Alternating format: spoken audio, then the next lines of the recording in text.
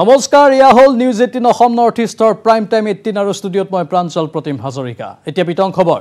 CBSEৰ আৰ্হিৰ আধাৰতেই হ'ব উচ্চতৰ মাধ্যমিক চূড়ান্ত পৰীক্ষাৰ্থীৰ মূল্যায়ন উচ্চতৰ মাধ্যমিকৰ পৰীক্ষাৰ্থীৰ মূল্যায়ন কমিটিৰ প্ৰথমখন বৈঠকত এই গুৰুত্বপূৰ্ণ সিদ্ধান্ত খুকিয়াকৈ হ'ব কলা বাণিজ্য বিজ্ঞান আৰু কাৰিকৰী শাখাৰ মূল্যায়ন যোগ্যতাৰ ভিত্তিত শিক্ষাৰ্থীয়ে লাভ কৰিব ফলাফল নিৰ্ধাৰিত সময়ৰ ভিতৰতে দাখিল কৰা হ'ব মূল্যায়নৰ পদ্ধতি অৱশ্যে চূড়ান্ত সিদ্ধান্তত উপনীত হ'ব পৰা নাই কমিটি চূড়ান্ত সিদ্ধান্তৰ বাবে পৰৱৰ্তী সময়ত পুনৰ অনুষ্ঠিত হ'ব বৈঠক আমি আকৌ এবাৰ জনাইছো CBSEৰ আৰ্হিৰ আধাৰতেই হ'ব উচ্চতৰ মাধ্যমিক চূড়ান্ত পৰীক্ষাৰ্থীৰ মূল্যায়ন উচ্চতৰ মাধ্যমিকৰ পৰীক্ষাৰ্থীৰ মূল্যায়ন কমিটিৰ প্ৰথমখন বৈঠকত এই গুৰুত্বপূৰ্ণ সিদ্ধান্ত লোৱা হৈছে এতিয়া খুকিয়াকৈ হ'ব কলা বাণিজ্য বিজ্ঞান আৰু কাৰিকৰী শাখাৰ মূল্যায়ন যোগ্যতাৰ ভিত্তিত শিক্ষাৰ্থীয়ে লাভ কৰিব ফলাফল নিৰ্ধাৰিত সময়ৰ ভিতৰতে দাখিল কৰা হ'ব মূল্যায়নৰ পদ্ধতি অৱশ্যে চূড়ান্ত সিদ্ধান্তত উপনীত হ'ব পৰা নাই কমিটি চূড়ান্ত সিদ্ধান্তৰ বাবে পৰৱৰ্তী সময়ত পুনৰ অনুষ্ঠিত হ'ব বৈঠক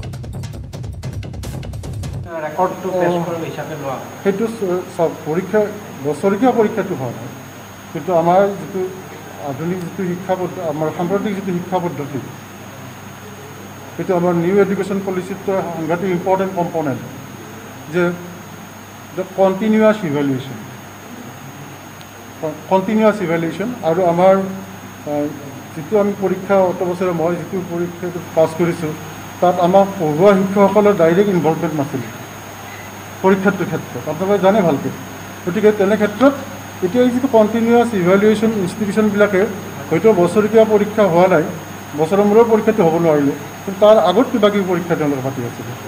সেইবোৰ কথাও আমি গুৰুত্ব পাওঁ কাৰণ কণ্টিনিউটি ছাত্ৰ ছাত্ৰীসকলে তেওঁলোকে পাৰদৰ্শিতা দেখুৱাব পাৰিছে নে পৰা নাই সেইখিনি কথাত এতিয়া আমি মূল্যায়ন কৰিবলৈ যত্ন কৰোঁ পূৰ্ব ইউনিটেক্স পৰীক্ষাৰ যিখিনি থাকে হয় যি ক্লাছত পৰীক্ষা হয় তাৰ ফলাফলৰ ভিত্তি কৰি পেলাই নম্বৰ দিয়াৰ ব্যৱস্থা হ'ব মই তাকে কৈছোঁ যে কণ্টিনিউৱাছ ইভেলুৱেশ্যন মানে সেইবিলাকে কণ্টিনিউৱাছ ইভেলুৱেশ্যন তিনিটাৰ বাহিৰেও আকৌ কিছুমান থাকে এছাইনমেণ্ট থাকে যিটো কাউন্সিলে এতিয়ালৈকে দিয়া নাই ডাইৰেক্টলি এছাইনমেণ্ট থাকে প্ৰেজেণ্টেশ্যন থাকে আজিকালি ক্লাছ প্ৰেজেণ্টেশ্যন থাকে হোম এছাইনমেণ্ট থাকে সেইবিলাকক তেওঁলোকে দিয়া নাই এতিয়া দিব আকৌ দিব কাৰণ আমাৰ কথাটো হ'ল ছাত্ৰ ছাত্ৰীখিনি যিখিনি তেওঁলোকে পাৰদৰ্শিতা প্ৰদৰ্শন কৰিছে ইতিমধ্যে তেওঁলোকে সেই কথাখিনি আমি বিচাৰ বিবেচনা কৰিব লাগিব আমাক চৰকাৰে সময় ধৰি দিছে নহয় এসপ্তাহ আমি আশা কৰিছোঁ আমি এসপ্তাহ এইটো এতিয়াও আমি আলোচনা কৰা নাই ছাত্ৰ ছাত্ৰীসকলৰ মই এটাই আমিও ছাত্ৰ জীৱন পাৰ কৰিহে আহিছোঁ তেওঁলোকে মই বহুত জানো যে এই 2 বছৰ তেওঁলোকে অত্যন্ত পৰিশ্ৰম কৰিছে সৰহভাগ ছাত্ৰ ছাত্ৰীয়ে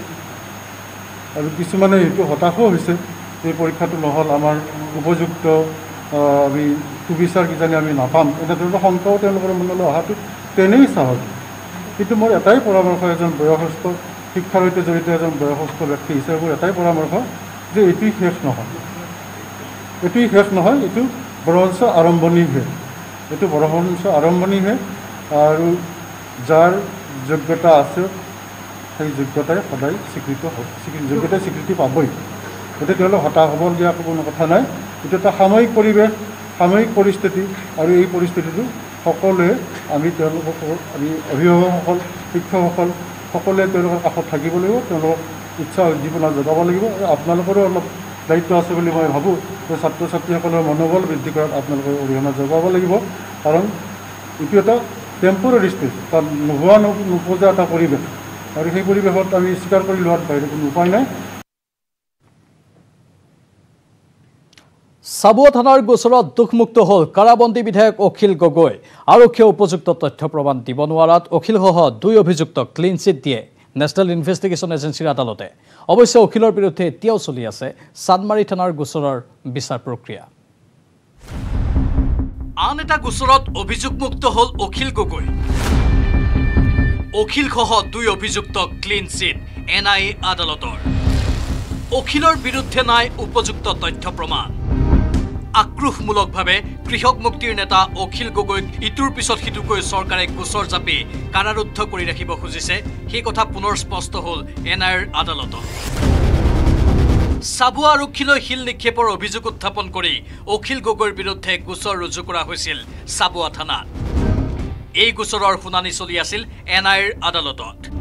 কিন্তু দীৰ্ঘদিনীয়া শুনানিৰ পিছত মঙ্গলবাৰে স্পষ্ট হ'ল নিৰ্দোষী আছিল বৰ্তমানৰ বিধায়ক অখিল গগৈ আৰু তেওঁৰ দুই সহযোগী। এই অভিযোগৰ কোনো তথ্য প্ৰমাণ আদালতত দাখিল কৰিব নোৱাৰিলে আৰক্ষীয়ে। যেহেতু দুটা গোচৰ আছিলে, চাবুৱা থানাৰ গোচৰটো ইতিমধ্যে ৰাতিপুৱা আপোনালোকে গম পাইছে, সেইটো ডিচাৰ্জ কৰিলে আৰু বাকীজন যিজন একিউজ আছিলে তেখেতক এটা জামিন প্ৰদান কৰিছে। তেওঁ গৈ অহা 6 তাৰিখে ডিব্ৰুগড় CJMত এপিয়াৰ কৰিব লাগিব, কিন্তু তেওঁ ইয়াৰ পৰা মুকলি আকাশৰ তললৈ ইয়াতে ওলাব পাৰিব। তাৰপিছত অখিল গগৈ যিটো চানমাৰী থানাৰ গোচৰ আছিলে, সেই গোচৰটো হিয়াৰিং আজি চলি আছে, শেষ নহ'লগৈ। আজি শান্তনু বৰঠাকুৰ ভিডিঅ' কনফাৰেন্সৰ জৰিয়তে কৰি আছে। কাইলৈ আকৌ পুনৰ দিন ধাৰ্য কৰিছে, কাইলৈ পৰহিলৈ 2 দিন চলিব আৰু 2 দিনৰ ভিতৰত হয়তো শেষ হ'ব। তাৰ পৰৱৰ্তী সময়ত সেইটো জাজমেণ্ট দিব। আৰক্ষীৰ ব্যৰ্থতাৰ বাবেই আদালতে এই গোচৰটোত অখিল গগৈক দোষমুক্ত বুলি ৰায়দান কৰে। অৰ্থাৎ এটা গোচৰৰ পৰা আজি মুক্ত হ'ল কাৰাৰুদ্ধ বিধায়ক অখিল গগৈ। মঙলবাৰে পুৱাই কটকটীয়া নিৰাপত্তাৰ মাজত NIAৰ আদালতত হাজিৰ কৰোৱা হয় অখিল গগৈ। আদালতৰ ৰায়দানৰ পিছত ভুৱা গোচৰ সন্দৰ্ভত প্ৰতিক্ৰিয়া প্ৰকাশ কৰে অখিলে।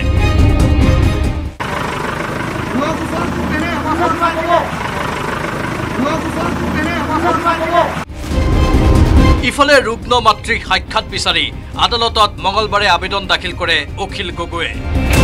এই আবেদনৰ শুনানি আদালতে গ্ৰহণ কৰে যদিও ৰায় দিয়াৰ পৰা বিৰত থাকে। অখিল গগৈ এখন পিটিশ্যন আছিলে যে তেখেতে কেইদিনমান মাকক লগ কৰিবৰ কাৰণে, এখন মাক যিহেতু 84 বছৰীয়া মাক শিৱসাগৰত আছে এতিয়া, তেখেতক লগ কৰিবৰ কাৰণে এখন পিটিশ্যন দিছিলে যে কেইটামান কোৰ্টে তেখেতক যাবলৈ অনুমতি দিব লাগে। সেই পিটিশ্যনখন মুভ হ'ল আজি।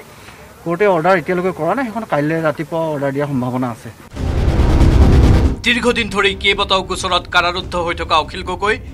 মঙলবাৰে এটা গোচৰৰ পৰা মুক্ত হ'ল যদিও মহানগৰীৰ চানমাৰী থানাত ৰুজু হোৱা এটা গোচৰৰ বিচাৰ প্ৰক্ৰিয়া চলি আছে। এই গোচৰটোত দোষমুক্ত হ'লেই পুনৰ মুকলি আকাশৰ তললৈ অহাৰ সম্ভাৱনা আছে বিদ্ৰোহী বিধায়ক অখিল গগৈ। উল্লেখযোগ্য যে বৰ্তমান অসুস্থতাৰ বাবে GMCHত চিকিৎসাধীন হৈ আছে শিৱসাগৰৰ বিধায়ক অখিল গগৈ। কেমেৰাত অঞ্চলৰ সহযোগত বলেন ভট্টাচাৰ্যৰ report, news 18 Assam north east. ৰাজ্যত অব্যাহত ড্ৰাগছ বিৰোধী অভিযান। কাৰ্বি আংলং আৰক্ষীৰ বৃহৎ সফলতা। ইম্ফলৰ পৰা অহা 900 বাছত জব্দ 12 কোটি টকাৰ ড্ৰাগছ। অভিযান চলোৱা গৃহৰক্ষী বাহিনীৰ জোৱানক 1 লাখ টকাৰ পুৰস্কাৰ আৰক্ষী সঞ্চালক প্ৰধানৰ। কাৰ্বি আংলং আৰক্ষীৰ আন এক সফলতা। 900 বাছৰ পৰা জব্দ 12 কোটি টকাৰ ড্ৰাগ জব্দ কৰা গৃহৰক্ষী জোৱানক আৰক্ষী অধীক্ষকৰ 1 লাখ টকা পুৰস্কাৰ। 17 জুনত 7 কোটি টকাৰ ড্ৰাগ জব্দ কৰা কাৰ্বি আংলং আৰক্ষীয়ে সোমবাৰে নিশা দিলাইত ধৰা পেলালে 12 কোটি টকাৰ নিষিদ্ধ মেটাফিটামাইন। আৰক্ষীৰ জালত পৰিল 900 বাছৰ চালকৰ লগতে তামিলনাডুৰ 2গৰাকী মহিলা ড্ৰাগ সৰবৰাহকাৰী। মণিপুৰৰ পৰা গুৱাহাটীলৈ আহিছিল 900 বাছখন। ডিলাইট MN06B0511 নম্বৰৰ 900 বাছখনত অভিযান চলাওঁতে চালক খাইৰম বসন্ত সিঙে 1 লাখ টকাৰ ঘোষ অফাৰ দিলে আৰক্ষী। লগে লগে আৰক্ষীয়ে চালকক গ্ৰেপ্তাৰ কৰি বাছখনৰ পৰা জব্দ কৰিলে 3 কেজি মেটাফিটামাইন। মণিপুৰৰ পৰা নিষিদ্ধ সামগ্ৰীখিনি কঢ়িয়াই অনা তামিলনাডুৰ 2গৰাকী মহিলাকো হাতেলোতে গ্ৰেপ্তাৰ কৰিলে কাৰ্বি আংলং আৰক্ষীয়ে। হাতটো একদম ইঞ্জিনটো গৰম আছিলে, বহুত গৰম আছিলে। তাৰপিছত মই হাতটো সোমাই চালোঁ, সোমাই চাই থাকোঁতে তাৰপিছত সোমাওঁতে বস্তুখিনি পালোঁ। তাৰপিছত বস্তুখিনি পাওঁতে মই ওলাওঁতে ড্ৰাইভাৰে মোক ক'লে কি হেই ৰ'বা ৰখিয়ে না। তাৰপিছত মোক পইচা দিলে। পইচা মানে এনেকৈ পইচা দিছে 500 টকীয়া একদম ডাঙৰ, একদম এনেকৈ গধুৰ ওজনত দিছিলে মোক। কিন্তু মই চোৱা নাই, মোৰ পকেটত ভৰাই দিছে একদম লি লিজিয়ে। মই কৈছোঁ হেই হাম কিয়া লেগা। মই কৈ পেলাই মই একদম পইচাটো আকৌ পকেটৰ পৰা উলিয়াই তাৰপিছত মই আকৌ ড্ৰাইভাৰ হাতত দি দিছোঁ। নেই হোগা, এই চব নেই চলেগা, ডিউটি মে ये पैसा नहीं चलेगा। তাৰপিছত মই দি দিলোঁ।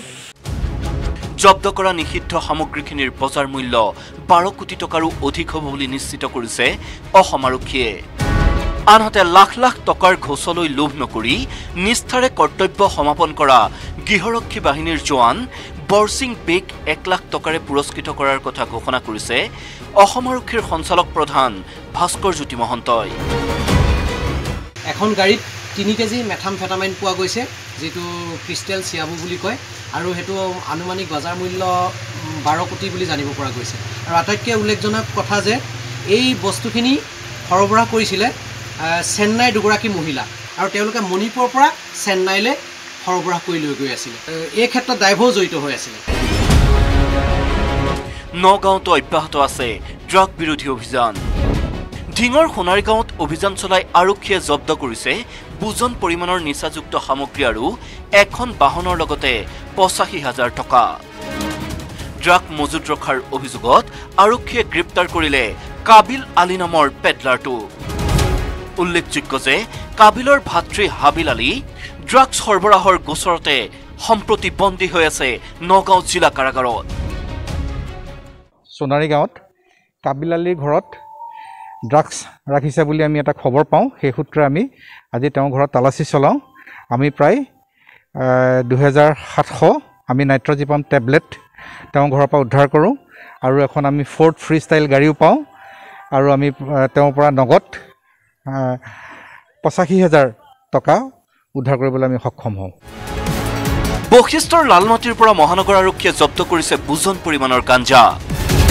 লালমাটিৰ পপুলাৰ মাৰ্কেটত চলোৱা অভিযানত গাঞ্জা সহ আৰক্ষীয়ে আটক কৰিলে নাৰায়ণ ৰাজবংশী নামৰ সৰবৰাহকাৰীটো মাহজোৰা অভিযানৰ পাছতো খুদ মহানগৰীতে ড্ৰাগছৰ ৰমৰমীয়া বেহা চলি থকাৰ লগতে মণিপুৰৰ পৰা সৰবৰাহ হোৱা ১২ কোটি টকাৰ নিষিদ্ধ সামগ্ৰী জব্দ হোৱা ঘটনাই উদঙাই দিছে অন্ধকাৰ জগতৰ সক্ৰিয়তা bureau report news ১৮ Asom north east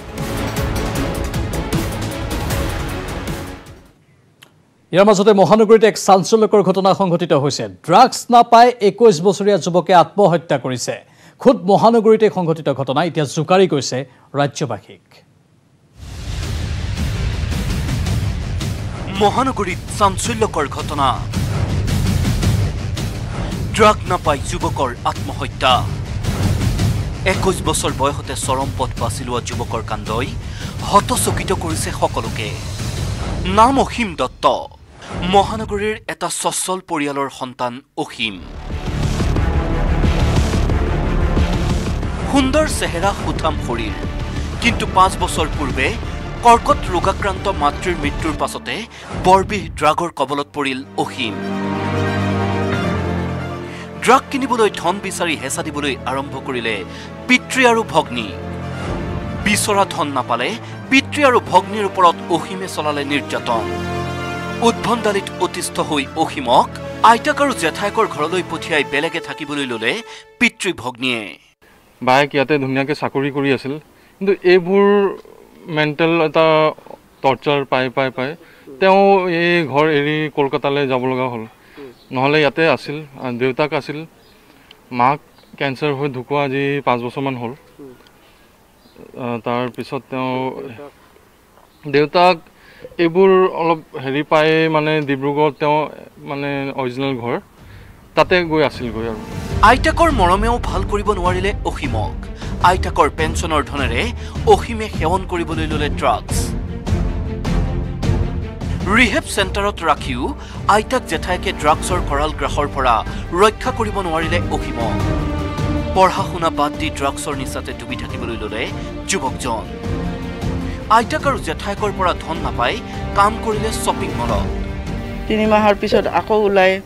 লগৰ লগত মানে ফোন চোন মাৰি আকৌ সেইটো ব্যৱসায় আৰু কৰিব ল'লে তেতিয়া মই কৈছোঁ তুমি আকৌ লাগিছা এইটো নহ'ব মই পইচা নিদিওঁ কৈছোঁ মই হাজিৰা কৰি হ'লেও খাম তাৰপিছত নিজেই কাম কৰিছে সি আনকি সি চনাম নে কি এতিয়া যে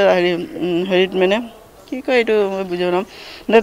মানে শ্বপিং মহলত কাম কৰি কেনে সি লৈ আছে ড্ৰাগছ ল'বৰ কাৰণে শ্বপিং মলত কাম কৰিছে কিন্তু কৰোনা কালত আন বহুতৰ দৰে অসীমে হেৰুৱালে শ্বপিং মলৰ চাকৰি তেতিয়া আইতাকৰ পেঞ্চনৰ টকা কেইটাই হৈ পৰিল তাৰ শেষ ভৰসা কিন্তু ২১ দিন পূৰ্বে আইতাকৰ মৃত্যু হ'ল সকাম নিকাম শেষ হোৱাৰ পাছত জেঠাইকক ধন বিচাৰি হাৰাশাস্তি কৰিবলৈ ল'লে যুৱকজনে আনকি সোমবাৰৰ দিনাও জেঠাইকৰ পৰা বিচৰা ধন নাপাই বস্তু বাহনি ভাঙি লণ্ডভণ্ড কৰাৰ পাছত ভিতৰৰ পৰা বন্ধ কৰি নিজৰ কোঠাত সোমাই পৰিল অসীম দত্ত মই জেঠাই ঘৰ মই কৈছে জেঠাই মোক ৩,০০০ দিয়া মই কৈছোঁ মই ক'ত পাওঁ মোৰ হাতত পইচা নাই মই নিজে ৬ মাইলৰ পৰা খোজকাঢ়ি আহিছোঁ কিন্তু মোৰ হাতত পইচা নাই মই দিব নোৱাৰোঁ দিবা নাই বুলি মোক ধমকি দিলে হা মই কৈছোঁ নাই বাবা নাই এনেকৈ কৰি কৈছোঁ নিদিয়া আজি মই ঘৰ চৰ একদম জ্বলাই শেষ কৰি দিম এনেকৈ ভাঙি চিঙি চোৰ মাৰোঁ এনেকৈ ধমকি দিলে তাৰপিছত ধমকি দিছে মই ইমান হেৰি কৰা নাই মঙলবাৰে পুৱাও কোঠাৰ দুৱাৰ নুখোলাত চিন্তাত পৰিল জেঠাই ঢকিয়াই সঁহাৰি নোপোৱাত দুৱাৰ ভাঙি জেঠাইকে কোঠাৰ ভিতৰত চিপলোৱা অৱস্থাত উদ্ধাৰ কৰিলে অসীম যে হেৰি এই ড্ৰাগছ লাহে লাহে যে আৰম্ভ হ'ল আৰু সেই হৈ যে গোটেই ঘৰখন কেনেকুৱাকৈ লাহে লাহে ধ্বংস হ'ল এজন 5জন 6জন মানুহ থকা পৰিয়াল কেনেকৈ একজনকৈ সেই পইচা ফাইনেন্সিয়েলি হওক মেণ্টেলি হওক কেনেকুৱাকৈ যে ধ্বংস হৈ এই হেৰি হ'ল তেওঁ আইতাক এই হেৰিবোৰ পাই আজি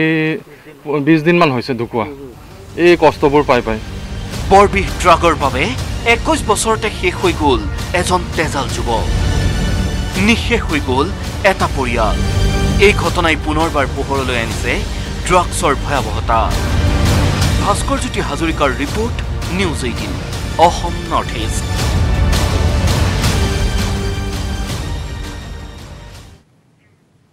প্ৰাইম টাইম 18 আৰু বহুকেইটা গুৰুত্বপূৰ্ণ খবৰ আছে জনাম বাণিজ্যিক বিৰতিৰ পাছত মাইথান ষ্টীল ইমান ষ্ট্ৰং যে 20% কমকৈ লাগে ষ্ট্ৰং আৰু বুদ্ধিয় মাইথান নিৰ্মাণৰ মানদণ্ড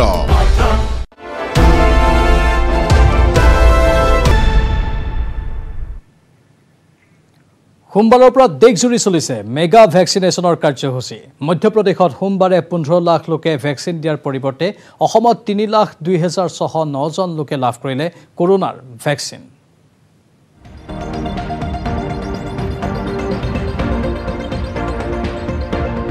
সোমবাৰে দেশত সৰ্বাধিক ভেকচিন প্ৰদান 80 লাখৰো অধিক লোকে ল'লে ভেকচিন 70% ভেকচিন সোমবাৰৰ দিনটোত প্ৰদান অসমত ভেকচিন ল'লে 3 লাখৰো অধিক লোকে মধ্যপ্ৰদেশত সৰ্বাধিক 15 লাখ লোকে ল'লে ভেকচিন কৰ্ণাটকত ভেকচিন ল'লে 10 লাখ লোকে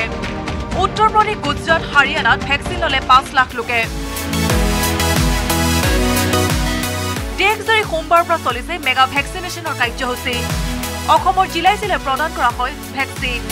সোমবাৰৰ দিনটোত ৰাজ্যৰ 3,02,609 জন লোকে ল'লে কৰোনাৰ প্ৰতিষেধক মহানগৰীৰ বিভিন্ন অঞ্চলতো এই প্ৰতিষেধক প্ৰদান কৰি থকা হৈছে বেলতলাৰ পবেৰ সংঘত বিবাহ হিমাংশু মেমৰিয়েল ন্যাসৰ উদ্যোগত 18 বছৰ উৰ্ধৰ লোকক প্ৰদান কৰা হয় কৰোনাৰ প্ৰতিষেধক নিতো 300 লোকক ভেকচিন প্ৰদানৰ ব্যৱস্থা কৰিছে বেলতলাৰ উদ্যোগটাই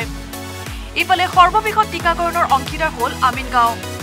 হৰাইঘাট হাইস্কুলত সকলোৰে বাবে বিনামূলীয়া টিকাকৰণৰ এক শিবিৰ পৰিদৰ্শন কৰি পৰিবহণ উদ্যোগ বাণিজ্য মন্ত্ৰী চন্দ্ৰমোহন পাটোৱাৰীয়ে বুজ ল'লে টিকাকৰণৰ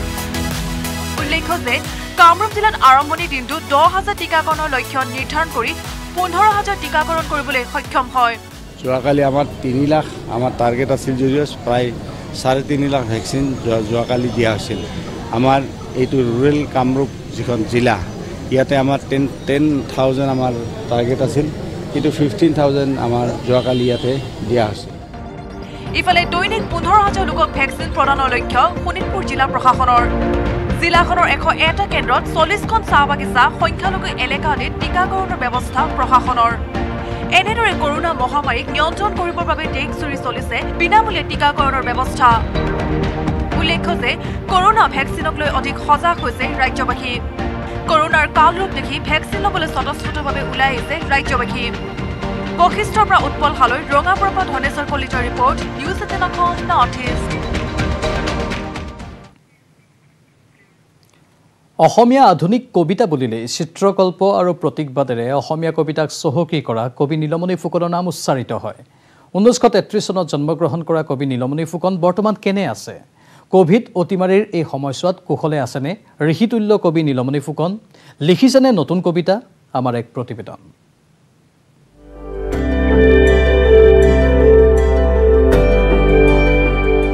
এয়া অসতীপৰ ঋষিতুল্য কবি নীলমণি ফুকন আধুনিক অসমীয়া কবিতাত প্ৰতীকবাদ আৰু চিত্ৰকল্প ব্যৱহাৰেৰে চহকী কৰা কবিৰ বয়স এতিয়া 89 বছৰ 1933 চনত দেৰগাঁৱত জন্মগ্ৰহণ কৰা কবি ফুকনৰ বৰ্তমানৰ অৱস্থা কেনেকুৱা কুশলে আছেনে কবি নীলমণি ফুকন আগতে যেনেদৰে আতুম টুকাইকৈ যতন লৈছিল এই ফুলসমূহ তেওঁ নিজে গঢ়ি তোলা ফুল বাগিচা তেওঁ চুই চাবৰ কাৰণে সক্ষম নহয় উঠি আহিব তেওঁ নোৱাৰে তেওঁ সহধৰ্মিনী সহায়তহে তেওঁ কেতিয়াবা ওলাই আহিবলৈ সক্ষম হয় গোলাপী জামু লগ্ন সূৰ্য হেনো নামি আহে এই নদীয়েদি সাগৰতলীৰ শংখ কাইট গোলাপ আৰু কাইট ফুলি থকা সূৰ্যমুখী ফুলটোৰ ফালে অলপ আগতে আমি কি কথা পাতি আছিলো আদি বহু কাব্যগ্ৰন্থৰ স্ৰষ্টা ঋষিতুল্য কবি ফুকনৰ স্বাস্থ্য অৱস্থা ইমান ভাল নহয় নিউজ 18ক জনালে কবি পত্নীয়ে বহুত মানে হিয়াৰ যন্ত্ৰণা আৰু অসুখ বিসুখ আছে কিন্তু বোলে এইটো এটা তেওঁৰ হৰি অসুখ তেনেকুৱা নহয় তেওঁ মানে বাৰ্ধক্যজনিত অসুখ লাংখন দুৰ্বল এইবিলাকে আৰু চৰাই ফুল আৰু গান ভাল পোৱা কবিয়ে এতিয়া প্ৰকৃতিৰ সৈতে খেলাৰ পৰা বঞ্চিত কাণেৰে কম শুনে চকুৰে কম দেখে কবিৰ হৃদয়তে যন্ত্ৰণাৰে ভৰি আছে এই কথা জনালে কবিৰ জ্যেষ্ঠ চিকিৎসক পুত্ৰই যেতিয়াৰ পৰা দেউতা নিজে মনিব নোৱাৰা হ'ল দেউতাৰ লিখা পঢ়াৰ লগত একেবাৰে সম্বন্ধ নোহোৱা হ'ল যদিও মাজতে দুটামান কবিতা দেউতাই লিখিছিলে সেই কথাটোৱে দেউতাক গোটেই ভিতৰখন হয়তো বেলেগ ধৰণৰ এটা কষ্ট দেউতাক দি আছে কিছুদিন পূৰ্বে 1981 চনতে সাহিত্য অকাডেমি বঁটা বিজয়ী কবি নীলমণি ফুকনলৈ দেশী বিদেশী মনীষীয়ে লিখা 101 চিঠিৰ একত্ৰিত সংকলন পত্ৰগুচ্ছ প্ৰকাশ পাইছিল যিখনে কভিডৰ এই অতিমাৰীৰ সময়ত গৃহবন্দী কবিক কিছু উৎসাহ আৰু জীয়াই থকাৰ আনন্দ দিছে কবিৰ কনিষ্ঠ পুত্ৰ অমিতাভ ফুকনে নিউজ 18ক ক'লে দেউতা কুশলে নাই দেউতা কুশলে নাই শাৰীৰিকভাৱে তেওঁ সুস্থ যদিও মানসিকভাৱে এটা সাংঘাতিক অসুস্থতাৰ মাজত আছে বহুদিন কবিতা লিখা নাই বহুদিন হ'ল ভাল পোৱা ফুলৰ পুলি এটাও ৰোৱা নাই শুনা নাই হৃদয় ভৰি পৰা কোনো গান চৰাই মাত শুনিবলৈ তেওঁ পৰা নাই বাৰ্ধক্যৰ এই নিৰ্মম সময়ত তেওঁ কেতিয়াবা শুনে পত্নীয়ে পঢ়ি শুনোৱা দুই এক ভাল পোৱা কবিতা ডিব্ৰুগড়ৰ পৰা ৰিখেশ্বৰ মৰাণৰ সহযোগত কেমেৰাত সঞ্জয় বৰাৰ সৈতে বিজু কুমাৰ ডেকাৰ report news 18 Assam north east Maithon steel ইমান ষ্ট্ৰং